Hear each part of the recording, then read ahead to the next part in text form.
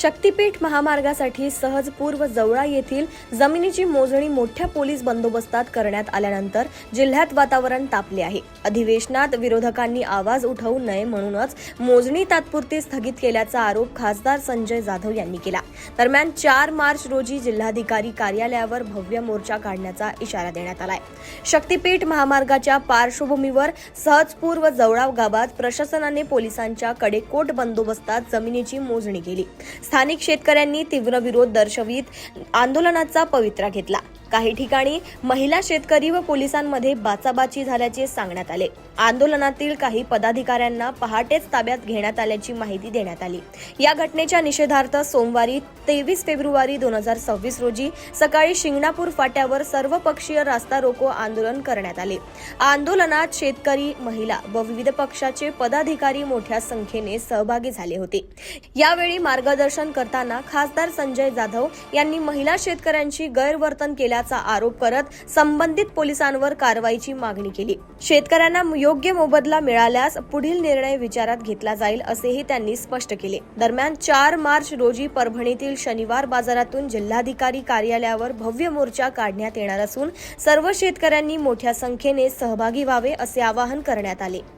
मुख्य मागणी आहे ती म्हणजे राजकीय नाहीये, ती ज्या ज्या भागातून शक्तीपीठ महामार्ग चाललाय त्या भागातल्या सर्वसामान्य शेतकऱ्याची भूमिका आहे की हा मार्ग आम्हाला नकोय, कारण ह्या मार्गामुळे आमच्या पोटाची उपजीविका भागवायची संपून जाईल। जिच्यावर आम्ही पोट भरतोय ती जर आमची माय तिथं देण नसेल तर आम्ही कोणाच्या जीवावर जगायचंय, हा मुख्याचा मुद्दा हा शेतकऱ्याचा आहे। कारण पिकून लोक शेती पिकून स्वतःची उपजीविका भागविणाऱ्या लोकांना जमीन विकल्यानंतर आता जमिनी सुद्धा विक्रीला नाहीयेत, कुठं जमीन कुठं मिळणार आहेत आता शक्य नाहीये। म्हणून ह्या पिढीजात जमिनी आहेत ह्या आमच्या विकत घेऊन शासनानं आम्हाला मदत देतं तरी किती, तुटपुंच्या मदती देऊन आमच्या करोडो रुपयाच्या जमिनी हडपायच्या। बाजारभाव तुम्ही जमिनीचा काय आहे ते बघा आणि तुम्ही काय भावानं पैसे देताय हे बी अवलोकन करा।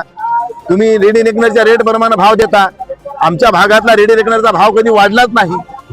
त्यामुळे आम्ही पैसे त्या घेरीच्या भावानं घ्यायचे आणि आमच्या करोडोच्या जमिनी तुमच्या घशात घालायच्या, हे शेतकऱ्याला कुठेही मान्य नाहीये। कारण ही आमची माता आहे, आम्ही त्या जमिनी कसून आमची वर्षाची उपजीविका आम्ही भागवतोय। आमच्या उपजीविका आम्ही राळ्यावर सोडून आम्ही आमच्या जमिनी तुम्हाला देणार नाही, ही वस्तुस्थिती आहे। नेमकं शक्तीपीठ महामार्ग करण्याचा अट्टहास म्हणजे अदानी अंबानीला जगवण्यासाठी। आताच या ठिकाणी सांगितलं की बाबा अंबानी अदानीचं गौण खनिज हे सप्लाय करायचं मोठं त्याचं टेंडर आहे नागपूरकडून सुरू, ते त्यांना आता म्हणा तुम्हाला की कोल्हापूर मार्गे गोव्याच्या पलीकडे तुम्हाला बाहेर ते पोचवायचं। त्यामुळे हे सगळे त्यांचे घर भरायसाठी अदानी अंबानीला पोसायसाठी सर्वसामान्य शेतकऱ्याचा बळी द्यायचं धोरण हे सरकार राबवते। एकीकडे म्हणते आम्ही शेतकऱ्याचे कैवारी, शेतकऱ्याचं उत्पन्न दुप्पट करू।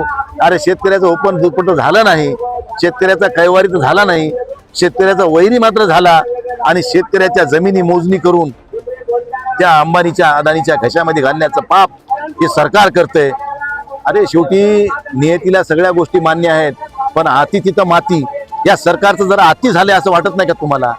या सरकारची माती झाल्याशिवाय राहणार नाही, हे मी तुम्हाला आज सांगतो। माझं म्हणणं तेच आहे की शेतकऱ्याला मारहाण करता, शेतकऱ्याच्या महिलेला मारहाण करता, त्याच्याच जमिनी तुम्ही जाऊन बळजुबरी मोजता।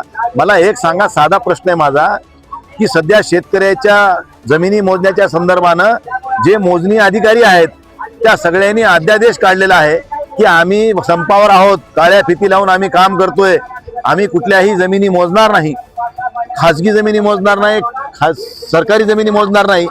मग हे सगळे संपावर असताना ह्या जमिनी मोजायला आले कसे, माझा हा पहिला प्रश्न आहे।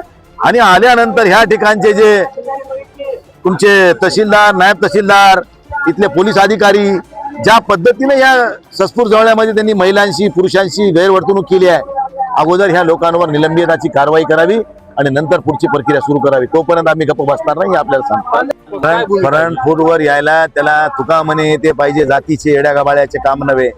भाजपवाले कधी फ्रंटवर आले? ते बॅकफूटवर खेळतात, कधी बी पडद्या मागूनच खेळ करतात। समोर यायचे त्याचा दम नाहीये आणि ते कधी समोर येऊन करू शकणार बी नाही। पोलीस प्रशासनाने सांगीव केले, त्यांनी जिल्हाधिकारी SP दोघांनी वरच्या कोणी अधिकाऱ्यांचे त्यांना फोन आले असतील आणि त्यांच्या फोनच्या संदेशावरून त्यांनी खालच्या भूमिका पार पाडल्या। माझा साधा प्रश्न आहे की त्या मोजणी अधिकारी सगळेजण संपावर असताना शासनाच्या ह्या शक्तीपीठ महामार्गाच्या मोजणीला आले कसे? संप सुटला का तुमचा?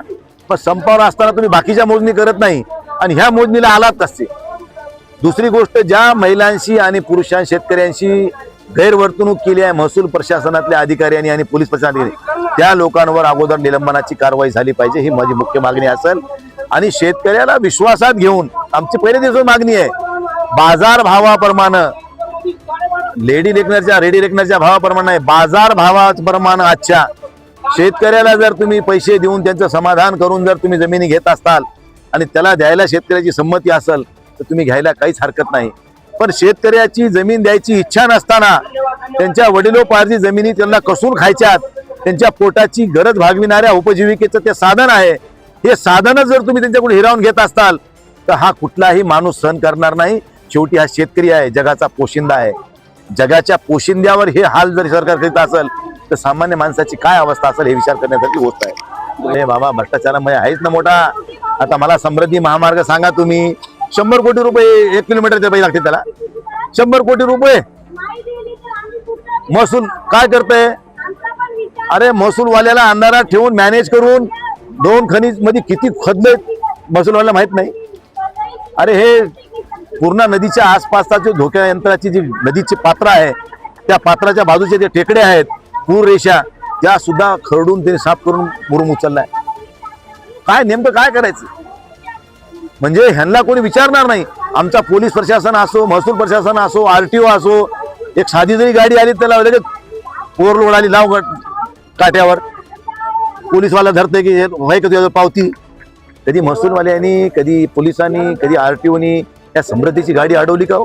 अहो, ते गोंदियाहून वाळू येते आमच्या जिल्ह्यामध्ये, त्या गाडूच्या गाडीला कधी पावती विचारली नाही पोलीसवाल्यांनी, ओव्हरलोड विचारलं नाही. हे तुमच्या बापाची गाडी आहे का म्हणून तुम्ही त्याला विचारित नाही का? म्हणजे सामान्य नागरिकांना चिरडून टाकायचं आणि प्रस्थापित आणि धनदांडग्यांना पोसायचं काम हे सरकार करतंय. या सरकारचा धिक्कार करावा तेवढा कमी असं मी या ठिकाणी